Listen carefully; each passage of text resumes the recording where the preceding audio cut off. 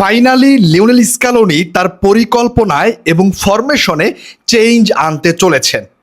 এই মুহূর্তে আর্জেন্টাইন ফ্যানদের জন্য এটা অনেক বড় গুড নিউজ, কারণ লাস্ট কয়েকটা ম্যাচ তারা আর্জেন্টিনার প্লেইং স্টাইল কিংবা ফরমেশন কিংবা প্লেয়ারদের পারফরমেন্সে রীতিমতো বিরক্ত। মানে আর্জেন্টিনা ম্যাচগুলো জয় পাচ্ছে, সব কিছু ঠিকঠাক মতো হচ্ছে, আমরা লাস্ট মুহূর্তে ম্যাচগুলো বের করে আনতে পারছি, বাট এরপরেও আর্জেন্টিনার যে খেলাটা, যে প্লেইং স্টাইলটা, যে স্ট্র্যাটেজি, যে প্ল্যান, এগুলোর উপর ফ্যান যারা আছে তারা খুবই বিরক্ত। কারণ তাদের কথা হচ্ছে বিশ্ব চ্যাম্পিয়ন আর্জেন্টিনা খেলবে চ্যাম্পিয়নদের মতো, ডোমিনেট করে ফুটবল খেলবে। সেই জায়গায় আমরা লাস্ট 3টা ম্যাচ, বিশেষ করে সেই হচ্ছে কেপে বার্দে থেকে শুরু করে ইজিপ্ট, এরপর হচ্ছে সুইজারল্যান্ড, এই 3টা ম্যাচে আমাদের প্রচুর পরিমাণে স্ট্রাগল করা লাগছে এবং আমাদের সাফার করতে হয়েছে ম্যাচে। সেই জায়গা থেকে স্ক্যালোনি তার ফরমেশনে কিংবা তার পরিকল্পনায় কিছু পরিবর্তন আনতে চলেছেন। দেখুন, আর্জেন্টিনা লাস্ট যে ট্রেনিং সেশনটা করেছে গতকাল, সেই ট্রেনিং সেশনে স্ক্যালোনি 2টা ফরমেশনে ট্রাই করেছেন। একটা তার সেই পছন্দের ফরমেশন, যেটা হচ্ছে 4-4-2 এবং আরেকটা হচ্ছে 4-3-3। এই 2টা ফরমেশনে তিনি ট্রেনিং করিয়েছেন। তবে এই জায়গায় যারা খুশি হচ্ছেন ভিডিওর প্রথমে শুনে যে অনেক পরিবর্তন আসতে চলেছে বা পরিকল্পনায় চেঞ্জ আসতে চলেছে, এই জায়গায় আসলে গেম প্ল্যানটা চেঞ্জ হতে পারে, বাট যদি আমি বলি প্লেয়ারদের ভিতর কারা ইনক্লুড হতে পারেন, এমন নিউজ আসলে এখন পর্যন্ত আমাদের সামনে আসে নাই। বাট একটা প্লেয়ারের স্টার্টিং 11-এ জায়গা পাওয়ার স্ট্রং চান্স আছে এবং লিওনেল স্ক্যালোনি ওই প্লেয়ারটাকে নিয়ে ট্রেনিং করেছেন ফার্স্ট স্টার্টিং 11-এ।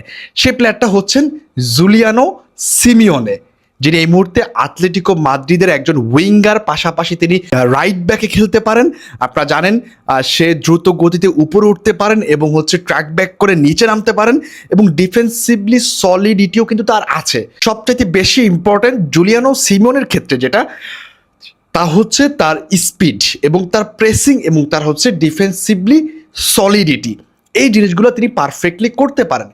স্ক্যালোনি তিনি যে দ্বিতীয় ফরমেশনে যে ট্রেনিংটা করেছেন লাস্ট ডেতে, সেটাতে হচ্ছে জুলিয়ানো সিমিওনেকে নিয়ে ট্রাই করেছেন, যেটার ফরমেশন ছিল 4-3-3। মানে রাইট উইং যে পজিশনটা আছে সেই পজিশনটাতে জুলিয়ানো সিমিওনেকে দিয়ে ট্রাই করিয়েছেন। আবার হচ্ছে লিওনেল মেসিকে তিনি একদম মেইন সেন্টার ফরওয়ার্ড কিংবা অ্যাটাকিং মিডফিল্ডার যে রোলটা, সেই রোলে রাখা ট্রাই করেছেন এবং লেফট উইংয়ে তিনি হুলিয়ান আলভারেজকে রাখতে চাচ্ছেন। এরকম একটা ফরমেশনে বা এরকম একটা গেম প্ল্যান বা স্ট্র্যাটেজিতে তিনি যেতে চলেছেন। তবে স্ট্রং চান্স হচ্ছে এটাই যে জুলিয়ানো সিমিওনের মেইন একাদশে ফেরার সম্ভাবনা অনেকটাই বেশি। বাদ বাকি ভাই লিওনেল স্ক্যালোনির উপর আসলে মানে খুব বেশি একটা আপনি এই মুহূর্তে প্রেডিক্ট করতে পারবেন না যে জুলিয়ানো সিমিওনই খেলবেন, বাট এই জায়গায় পরিবর্তন হতে পারে। এই জায়গায় আমরা ঠিক সেম একাদশটাও দেখলেও দেখতে পারি, যেটা হচ্ছে আমরা সুইজারল্যান্ডের বিপক্ষে খেলেছি। তবে আমি আপনাদেরকে একটা বিষয় ক্লিয়ার করে দিতে চাই, সেটা হচ্ছে খুব বেশি প্লেয়ার কিন্তু ইনক্লুড হবেন না এই টিমটার সাথে, এবং কোনো কোচ সেমিফাইনালের মতো একটা ম্যাচে পুরো নতুন একটা স্টার্টিং 11 নিয়ে নামবে না। সো যারা ভেবে আছেন যে নিকো পাজ, ভ্যালেন্টিন বার্কো, লো সেলসোর মতো প্লেয়ারদেরকে হুট করে হচ্ছে ইংল্যান্ডের ম্যাচে নামায়া দিবেন, সেটা আসলে ভুল ভাবছেন। শুধুমাত্র একটা কিংবা সর্বোচ্চ 2টা প্লেয়ারের পরিবর্তন হতে পারে।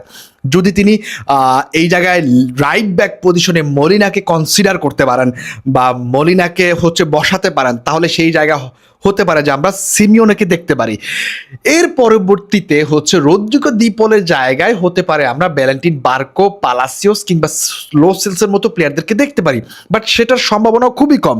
এই জায়গায় সর্বোচ্চ যে চান্সটা, সেটা হচ্ছে একটা প্লেয়ার পরিবর্তন হতে পারে, সেটা হচ্ছে জুলিয়ানো সিমিওনেকে। এবং জুলিয়ানো সিমিওনো যদি হচ্ছে মেইন স্টার্টিং 11-এ ঢুকে যায়, তাহলে কিন্তু একটা প্লেয়ারকে কনসিডার করতে হবে বা একটা প্লেয়ারকে স্যাক্রিফাইস করতে হবে।